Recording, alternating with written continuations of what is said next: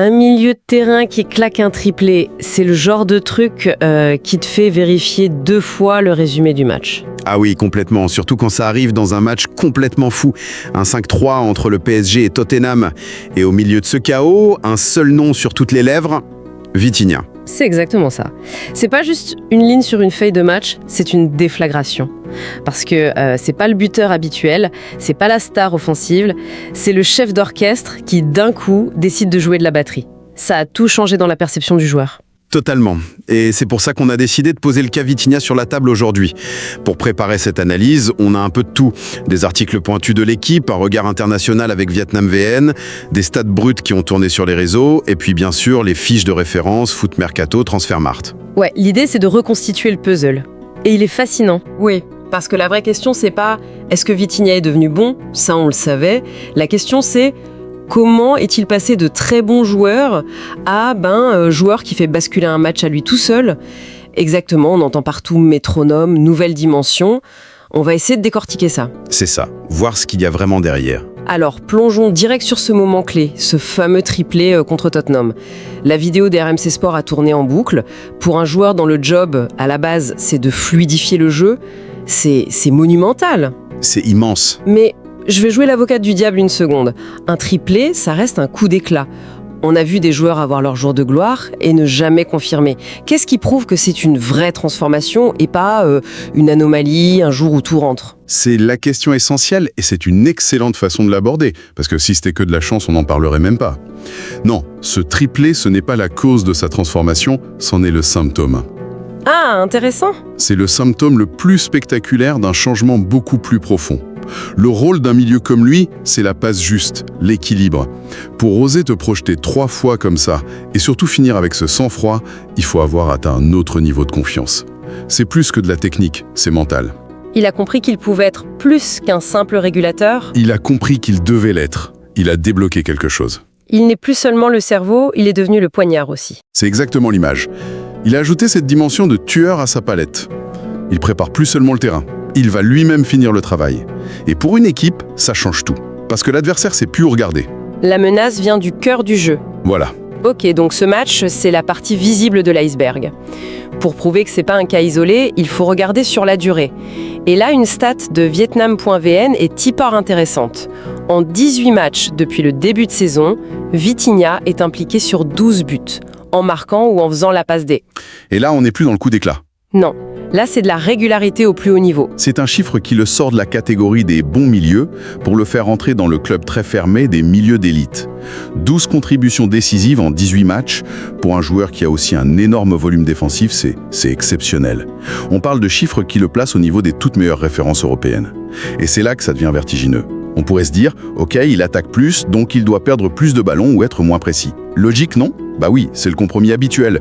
Plus de risques, moins de sécurité. Sauf que, pas du tout. Une publication sur Facebook compile les stats de la saison 2024-25 et elle nous donne un chiffre, 93% de précision de passe. Ah oui, comment c'est possible d'être aussi décisif devant et aussi sûr derrière ? C'est presque contradictoire. C'est ça, le cœur du réacteur, Vitinha. C'est ce qui justifie le terme de métronome. C'est fascinant parce que, t'as raison, ça semble s'opposer. Normalement, un joueur qui tente la passe qui casse les lignes, son pourcentage chute. Lui, il réussit cette équation impossible. Il est à la fois le coffre-fort et l'arme à létale. Parfaitement dit. Le 93%, ça veut dire qu'il ne perd quasiment jamais le ballon. Mais c'est pas une possession stérile, tu vois. Il sécurise pour mieux projeter. C'est l'équilibre parfait entre la gestion du risque et l'efficacité. Et plus on zoome sur les chiffres, plus ce portrait se confirme. Sur la saison, il a mis 19 buts au total. Mais la répartition est dingue. 15 dans le jeu, ce qui est déjà énorme. Mais il ajoute 5 buts sur corner et 1 sur coup franc. Ça veut dire qu'il est dangereux partout, tout le temps. Le détail des corners est très révélateur. C'est pas une tour de contrôle. Il n'a pas un avantage physique. S'il marque de la tête, c'est par pure intelligence de placement. Il sent les coups. Il anticipe. Voilà, ça confirme cette polyvalence totale. Et si on ajoute ces 6 passes décisives, ces 21 tirs, en à peine 858 minutes de jeu, on voit un joueur à l'impact maximal. Cet impact est tel que la presse a sorti les grands mots. Je reprends une formule de l'équipe qui dit que Vitinha a changé de dimension et qu'il est l'incarnation d'une nouvelle génération de milieux. Ce sont des mots forts, ça. Très fort. Décortiquons un peu. Une nouvelle génération de milieux, ça veut dire quoi concrètement? On a l'impression d'entendre ça souvent. On l'entend souvent, mais c'est rarement aussi juste. Pour faire simple, pendant des décennies, le milieu, c'était un monde de spécialistes. T'avais le numéro 6, la sentinelle, le destructeur, t'avais le numéro 8, le relayeur, le box-to-box, et t'avais le numéro 10, l'artiste qui défendait pas, mais qui était là pour le génie. Chacun dans son couloir, avec sa mission. Exactement. Et ça, c'est fini. La nouvelle génération que Vitinha incarne, elle fait voler ces catégories en éclats. Le foot moderne veut des joueurs totaux, des joueurs capables de faire un tacle décisif, de se retourner sous pression, de lancer en attaquant et de finir l'action eux-mêmes.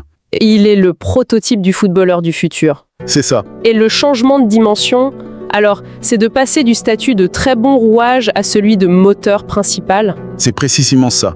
Le changement de dimension, c'est quand ta performance a un impact direct sur le résultat. Avant, Vitinha aidait le PSG à bien jouer. Maintenant, il fait gagner le PSG. La nuance est énorme. Et cette perception, elle n'est pas que journalistique. Elle se mesure de façon très froide, avec de l'argent. L'article de Vietnam.vn avance un chiffre. Sa valeur marchande dépasserait les 100 millions d'euros, ce qui est colossal. Qu'est-ce qui, concrètement, justifie une telle somme pour un club?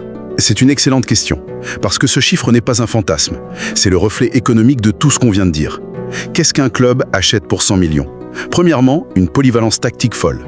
C'est un couteau suisse pour un entraîneur. Il peut jouer à tous les postes du milieu. Exactement. Deuxièmement, il achète des buts. Un milieu qui te garantit 10 à 15 buts par saison, ça soulage tes attaquants. Troisièmement, il achète un leader technique, un joueur qui perd très peu le ballon. Et enfin, il achète un potentiel. Il est encore jeune. Ce chiffre, c'est la somme de toutes ces qualités rares. Pour bien mesurer cette ascension, une de nos sources sur Facebook propose une comparaison directe avec Pedri. Une autre référence mondiale. Oui, les stats de buts pour la saison 2024-2025. 7 buts pour Vitinha, 6 pour Pedri. C'est très serré. Évidemment, on sait qu'une simple comparaison de buts est réductrice. Elle est réductrice, c'est sûr. On ne peut pas résumer le génie de ces deux joueurs à un seul chiffre. Le style de leur équipe, les championnats, tout est différent. Mais même si c'est simpliste, ça a le mérite de positionner Vitinha dans cette conversation-là. Au sommet. Ça montre que ses perfs sont pas juste impressionnantes au PSG, elles se mesurent à l'échelle européenne. Et si on voulait aller plus loin que le simple nombre de buts? On peut. Prenons un autre indicateur, les occasions créées par match. Vitinha est à 2,4. Pedri à 2,1. C'est très proche. Léger avantage Vitinha. Mais là où ça devient éclairant, c'est le pourcentage de passes vers l'avant. Ah oui. Vitinha, c'est environ 35% de ses passes qui visent à casser une ligne. Pedri est plus autour de 28%.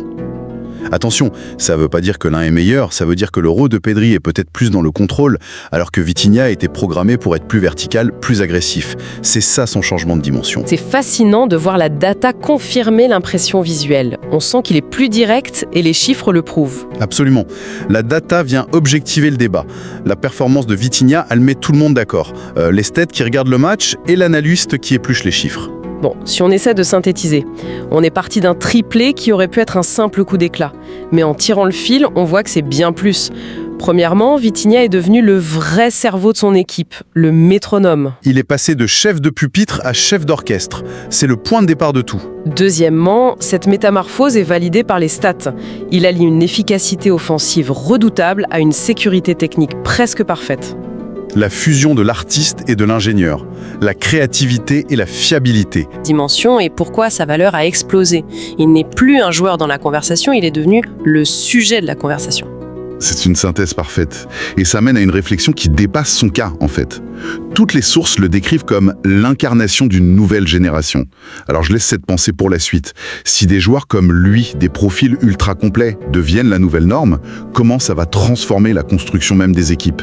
Est-ce qu'on va vers des formations composées de 11 polymathes du foot, où les postes n'existent presque plus? Et si c'est le cas, est-ce que le spécialiste, le pur ailier qui sait que dribbler ou le pur buteur, a encore un avenir dans le football de demain?